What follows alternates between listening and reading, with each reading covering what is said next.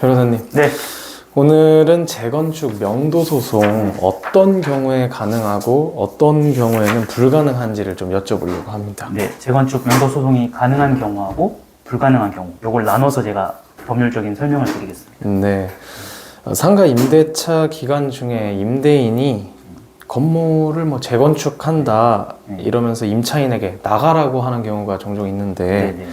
임차인 입장에서는 좀 갑자기 그러면 황당하기도 하고 또 임대인 입장에서는 뭐 내 건물의 가치를 좀 올려야 되는 문제도 있으니까 서로의 입장 차이가 좀 있는데 이럴 때는 어떻게 되는 건가요?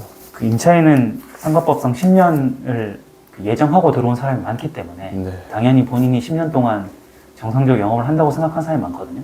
그래서 갑자기 재건축으로 나가라고 하면 되게 황당하고요. 네. 대부분 다 거절을 하죠.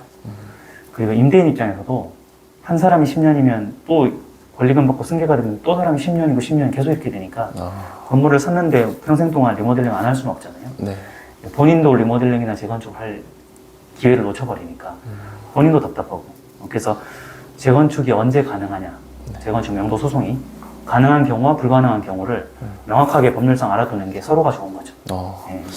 그럼 상가 임대차 보호법은 좀 임차인에게 유리한 법으로 알고 있는데 재건축을 위해서 임대인이 명도 소송을 하기에는 좀 어려워 보이거든요. 맞나요? 기본적으로는 임차인한테 유리한 법이 맞고요. 네.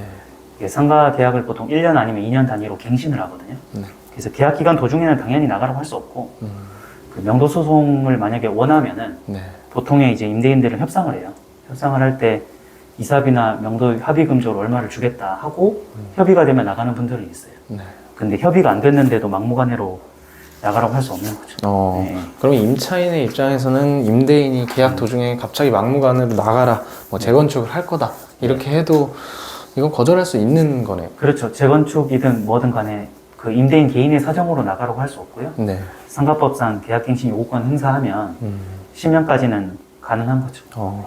그러면 재건축을 목적으로 하고 명도 소송이 가능한 경우도 있을 텐데 이때가 언제인지 좀 궁금합니다. 임대인도 좀 건물 업그레이드해서 좀 가치를 올리고 싶을 텐데 10년 동안 건드릴 수 없다고 하면 굉장히 억울할 것 같아요.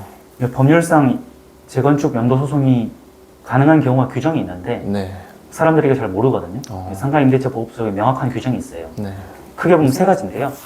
첫 번째는 임대차 계약을 체결할 당시에 나중에 재건축을 언제 할 것이며 공사기간이 얼마나 소요가 된다 이런 내용을 구체적으로 약정을 했으면 가능해요. 최초 계약을 할 때 막연히 그냥 언젠가 할 거다, 나중에 뭐 기회되면 할 거다 이건 안 되고 공사 계획과 기간이 분명해야 돼. 그런 구체적 약정이 있는 경우가 첫 번째. 두 번째는 설령 그런 약정이 없었다 하더라도 그 건물이 오래돼가지고 위험하거나 안전사고 우려가 있으면 그거 증명이 되면 나갈 수 있어요. 근데 현실에서 이런 경우가 되게 드문 거예요. 왜냐면 상가 같은 경우는 건물이기 때문에 뭐 4, 50년 돼도 멀쩡하거든요, 사실. 그래서 이런 법률상 규정이 있긴 한데 드물다. 세 번째는 다른 법령에 의해서 철거나 재건축이 필요한 경우가 있어요. 그런데 뭐 정비 사업으로 지정이 돼서 그 지역을 다 재개발해야 되는지 그럴 때는 이제 재건축을 할 수 있고요, 명도소송을. 근데 이론상 세 가지인데 뒤에 두 가지는 굉장히 현실에서 드물고 첫 번째가 결국 핵심이다. 첫 번째는 다시 한번 얘기하면 계약 당시여야 되고 구체적이고 명확한 특약이 있어야 된다. 이거죠. 그럼 임차인은 계약 갱신에서 최장 10년까지는 보장이 되는 걸로 알고 있는데 방금 말씀해 주신 그럼 세 경우에 해당을 하면 임대인이 갱신을 거절할 수 있는 건가요? 그렇죠. 재건축의 사유에 해당이 되기 때문에 이럴 때는 설령 임차인이 계약갱신 요구권 행사해도 임대인이 그 사유를 이유로 거절을 할 수 있는 거죠. 그럼 임대인이 재건축 이유로 계약갱신을 거절하면 기존 계약이 끝나면 나가야 되잖아요. 그럼 이때 임차인이 뭐 자기는 영업 안 해도 새로운 사람 구해서 뭐 권리금 받겠다 이런 식으로 주장을 한다면 이때도 거절할 수 있나요? 그 계약갱신 거절 사유하고요. 권리금 계약 방해금지 예외 사유가 겹치는 게 있어서 만약에 법률상 재건축 명도 소송이 인정되는 경우라면은 임대인 입장에서는 계약갱신도 거절하고 권리금 방해 금지에도 해당되지 않아요.